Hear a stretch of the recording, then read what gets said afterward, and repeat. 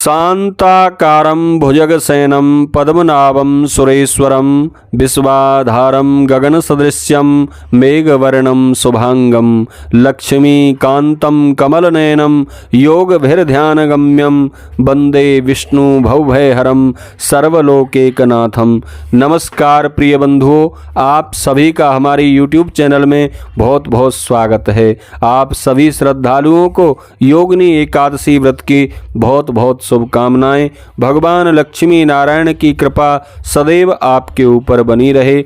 आइए आज योगिनी एकादशी के दिन श्रवण करते हैं योगिनी एकादशी महात्म्य की कथा।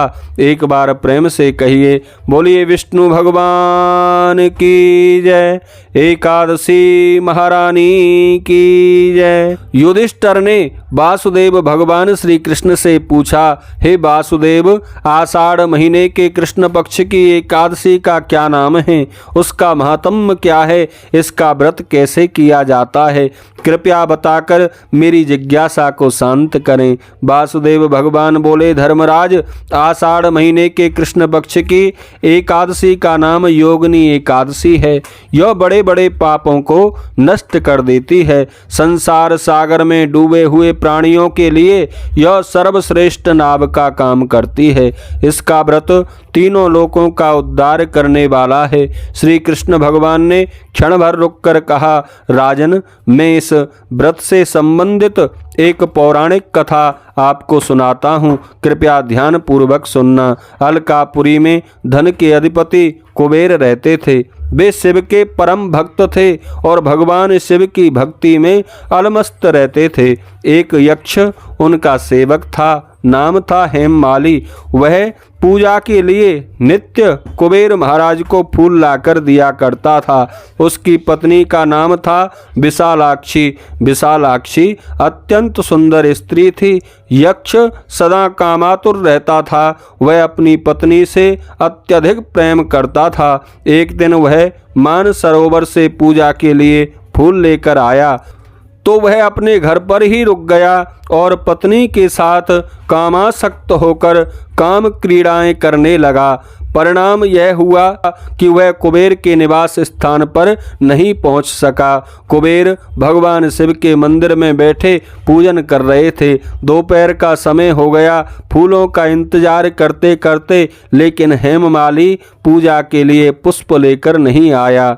प्रतीक्षा का अंत हो गया और पूजा का समय निकल गया तो कुबेर को क्रोध आ गया। उन्होंने अपने सेवकों से कहा, जाओ पता लगाओ हेममाली क्यों नहीं आया है। सेवकों ने बता दिया, महाराज, वह तो अपने घर पर अपनी पत्नी के साथ समय व्यतीत कर रहा है। सेवकों की बात सुनकर कुबेर के क्रोध की अग्नि पर घी पड़ गया। उन्होंने उसे बुलाने के लिए सेवकों को भेजा, जाओ हेममाली को पकड़ कर लाओ।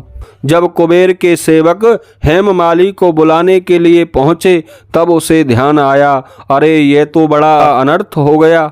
अतः वह भय से भयभीत हो गया और आकर कुबेर के सामने खड़ा हो गया। उसे देखते ही क्रोध से कुबेर की आंखें लाल हो गईं। उन्होंने कहा, अरे पापी, दुष्ट, दुराचारी, तूने भगवान की अवज्ञा की है, मेरे भगवान शिव का अपमान किया है। अतः जा, तू कोढ़ी हो जा, अपनी प्रियसी पत्नी से बिछुड़कर यहाँ से कहीं दूर चला जा, मैं तुझे श्राप देता हूँ। कुबेर के यह कहते ही वह उस स्थान से नीचे गिर गया। उस समय उसे बड़ा कष्ट हो रहा था।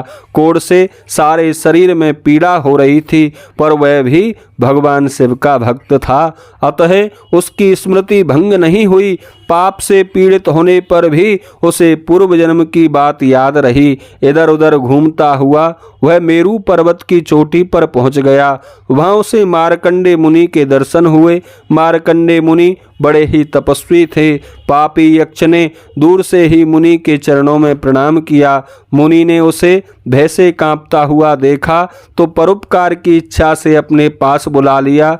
वह निकट आया तो वे बोले, तुझे यह कोढ़ का रोग कैसे लग गया है, तेरा रूप इतना निंदनीय कैसे हो गया है। यक्ष ने उत्तर दिया, हे मुने, मैं राजाधिराज कुबेर का सेवक हूँ। मेरा नाम हेममाली है। मैं प्रतिदिन पूजा के लिए कुबेर महाराज को मानसरोवर से फूल लाकर दिया करता था।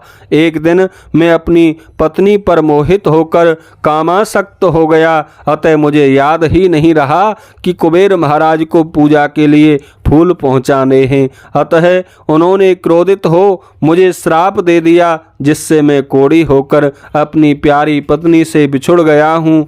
हे मुनीश्वर, मैं अपने किसी पुण्य कर्म के प्रभाव से आपके पास आ पहुँचा हूँ। संत महात्मा बड़े परोपकारी होते हैं, अतः मुझ अधम पापी को उपदेश देकर कृतार्थ कीजिए कि मुझे क्या करना चाहिए। मार्कंडेय जी ने दया से द्रवित होकर कहा, तुमने मुझे सब कुछ सच सच बता दिया है, झूठ बोलकर अपना अपराध छिपाने का प्रयत्न नहीं किया है। अतः मैं तुम्हें एक ऐसा व्रत बताता हूँ जिससे तुम्हारा कल्याण हो जाएगा।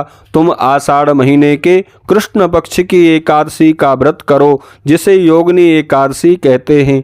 इस व्रत के पुण्य के प्रभाव से तुम निश्चय ही इस कोढ़ से छुटकारा पालोगे।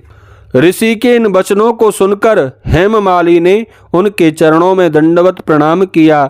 मार्कंडेय मुनि ने उसे उठाया तो उसे बड़ी प्रसन्नता हुई। मुनि के उपदेश के अनुसार उसने योगिनी एकादशी का विधिवत व्रत किया। उस व्रत के पुण्य के प्रभाव से उसके शरीर का कोढ़ मिट गया।